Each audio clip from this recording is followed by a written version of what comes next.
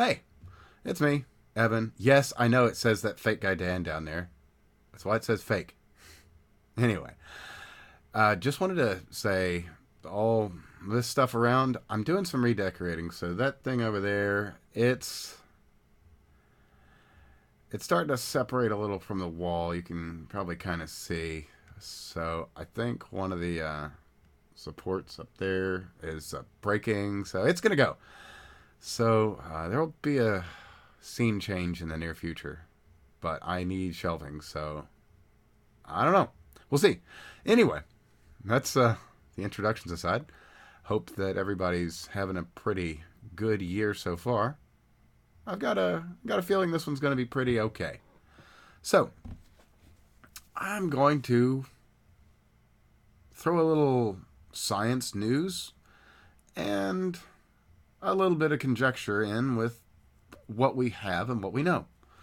So, don't know if the people that'll see this, all you good folks, have a familiarity with Joe Rogan and his whole deal. I'm sure you do. He had a guy by the name of Bob Lazar on recently. Bob Lazar was supposedly a employee of Area 51, worked at Los Alamos, went to Harvard? I want to say Harvard. Anyway, the guy got disappeared and tracked down and harassed to the ends of the earth. And anyway, these past couple months, I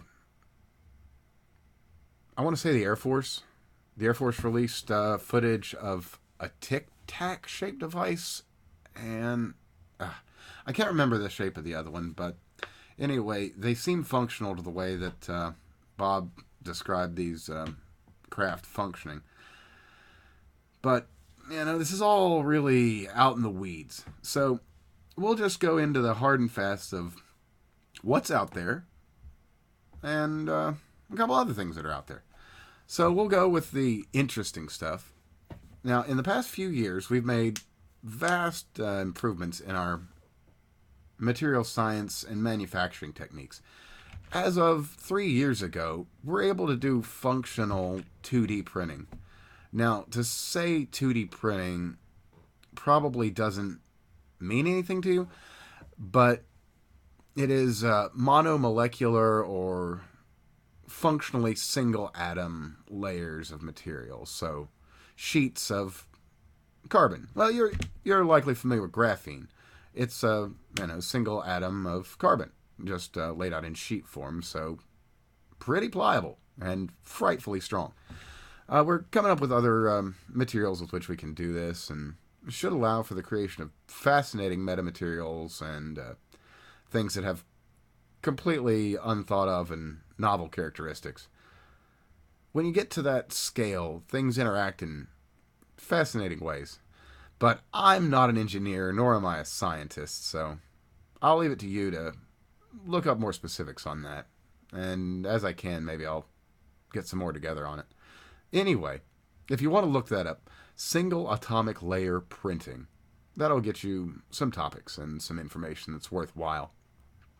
Anyway, these metamaterials would be useful for all sorts of things, like materials that create their own what's the word I'm looking for? Superconductive pathways and layers. You could theoretically make like a couple molecules thick sheet of electronics, say, which allows all sorts of fascinating manufacturing possibilities, and gets us into the realm of truly novel technologies, like some of these, for instance. So, Bob Lazar, back to that topic, he was on Joe Rogan, I don't know, last year, and he was going over a lot of the things that have been gone over prior, and his things, with a mind to what has been released by the Air Force regarding these two craft. Point of note on that, it has since come out that the Air Force was, what's the term I'm looking for, reticent to release the info, and it basically wasn't supposed to have come out. But, of course, we've had the interview with Bob, and then the interview with one of the pilots of of one of the craft that intercepted one of these. And just to break things down into what we do know and what is physically provable, I don't know if that's... Well, based on the data set that we have, these craft, they are not generating a real heat field, nothing more than ambient anyway. No wash over water, which if you've ever seen a helicopter take off or land, it's a little rough. I mean, nothing terrible. You could stand under it, but you'll know. So the heat signatures on the IR, they were essentially non-existent. As I said, it was basically ambient. There was some temperature on the device object thing itself, and that's about it. Then upon moving, what was it, panned across the screen at something like 2,000 plus miles an hour, maybe even higher numbers. I don't even want to say the higher numbers because they're patently ridiculous and kind of fall outside of our understanding of how... our non-fringe understanding of how some things work. So, taking into account the speed of the plane, the frames per second of the video feed, how quickly it's moving, these things are moving faster than anything we make short of like a rail gun or a particle accelerator can go. So we're looking at craft that verifiably are performing maneuvers that, give or take, require a very significant portion of the entirety of the human energy output at any given time. So let's say we take all the coal plants, all the natural gas plants, all the solar plants, all the wind farms, excuse me, and all that, and put it all together.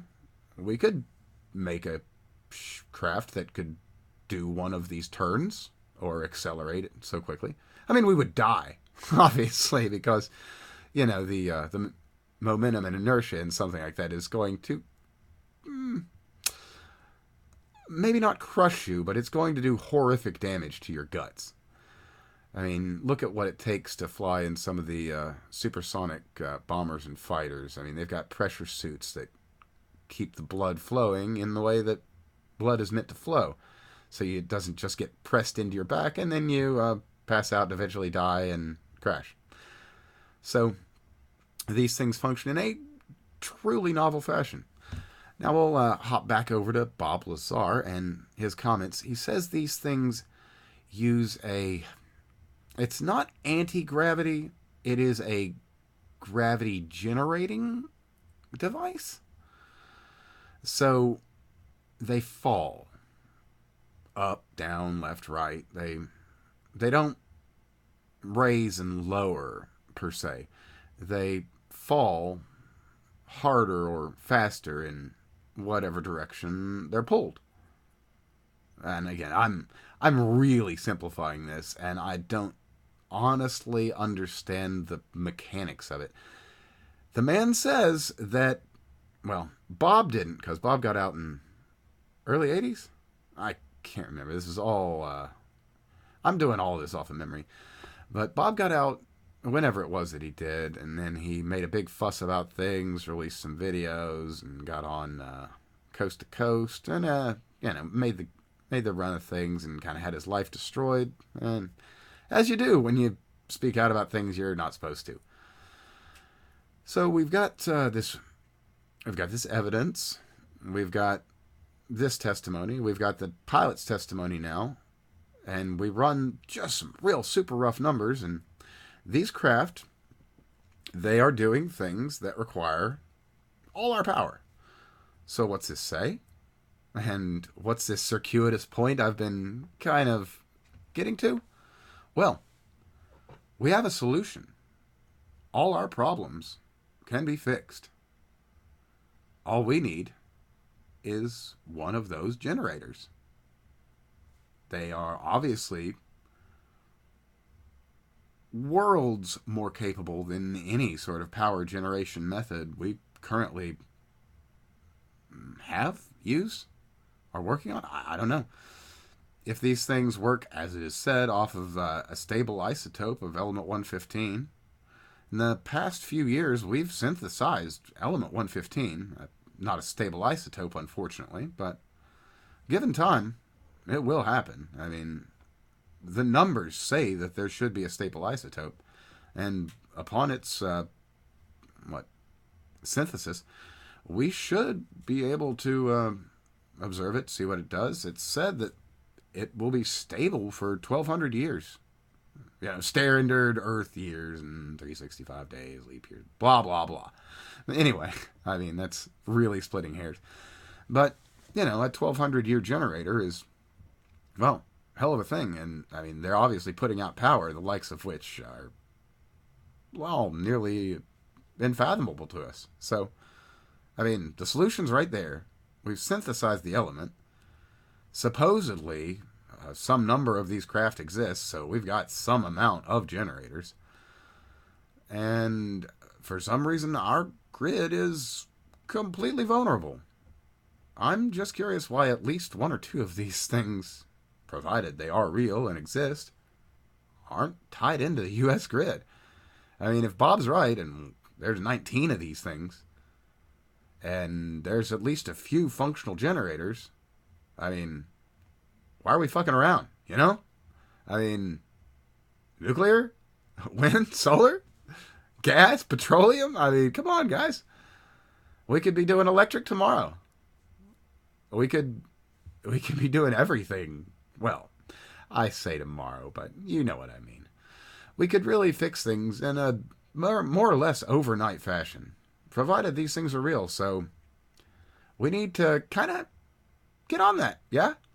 So check it out. As we go, I'll try and get some more on this, but, something to consider.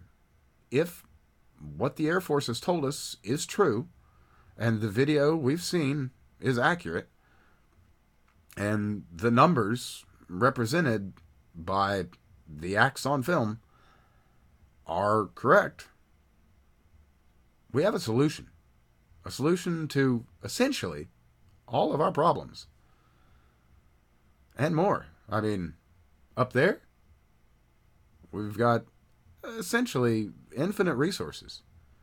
There's been, I don't know the name of it offhand, but there's been one comet that's been identified that's got, more gold on it than what we've mined in the last 100 years?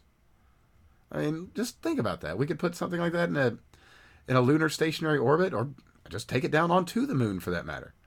And what's that? Vast amounts of resources for manufacturing? I mean, just think about that again. Once we're up there, everything changes. Zero-G manufacturing is a complete game changer, and I don't understand why no one else is talking about it. Low-gravity manufacturing changes everything. 3D printing without supports of vastly complicated structures? I mean, you can walk outside and weld in a vacuum. I mean, you can take two pieces of gold and rub them together and they fuse. There's got to be pure gold, mind. But we need to consider. And we need to stop fighting. We need to take a look at our current situation and all of the sad acts and tragedies that have occurred. Take a tally of all these lives that have been lost for nothing. Truly, nothing. Stop fighting a bit. Go there. And maybe find some other race that completely hates all of us. We can fight them. What do you say? Anyway, we've got some priorities. We have problems, and we have solutions. So, don't lose hope. We're on the edge of a bold, bold future. Just thought I'd hop in and say hi and share some interesting and good news and thoughtful conjecture, I hope. Anyway, thanks for listening. Go follow me on, all the worthwhile social media. There's links down in that thing. And beyond that, all my heart, all my love, See you soon. And be well.